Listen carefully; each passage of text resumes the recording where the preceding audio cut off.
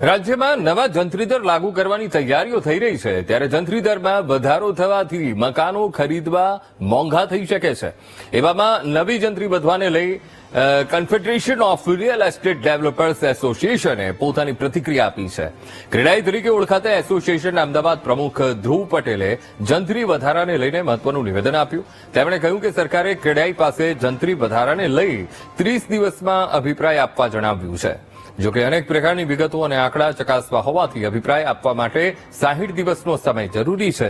જોકે જંત્રી અંગે તેમણે જણાવ્યું કે જંત્રીના ભાવમાં 5 થી 30% વધારો થઈ શકે છે, જેથી જમીન અને નવું બાંધકામ બંને મોંઘું થશે.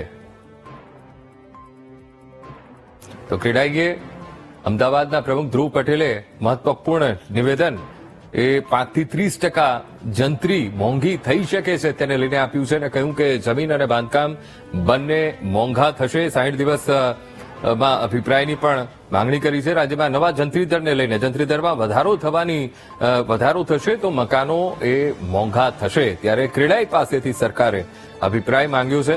તો ક્રેડાઈએ અભિપ્રાય માટે 60 દિવસનો સમય પણ આપ્યો છે અને અમદાવાદના પ્રમુખ ધ્રુવ પટેલ, ક્રેડાઈ અમદાવાદના પ્રમુખ, તેમણે પણ સમય માંગ્યો છે અને કહ્યું કે 5 થી 30% જો જંત્રી વધે છે તો જમીન અને મકાન એ બંને મોંઘા બનશે. તો આ તરફ રાજ્યમાં નવા જંત્રી દર લાગુ કરવાની તૈયારીઓ સરકાર કરી રહી છે અને જંત્રી દરમાં જો આ વધારો થાય છે તો મકાનો મોંઘા બનશે અને એના માટે લઈને ક્રેડાઈ પાસે સરકારે અભિપ્રાય માંગ્યો છે. કહ્યું છે કે જો જંત્રી દર વધારવામાં આવે તો કેટલો દર વધી શકે છે. ત્યારે ક્રેડાઈએ પણ જવાબ આપવા માટે 60 દિવસનો સમય માંગ્યો છે. ક્રેડાઈનો અભિપ્રાય માંગ્યો છે સરકારે અને આ તરફથી ક્રેડાઈએ 60 દિવસનો સમય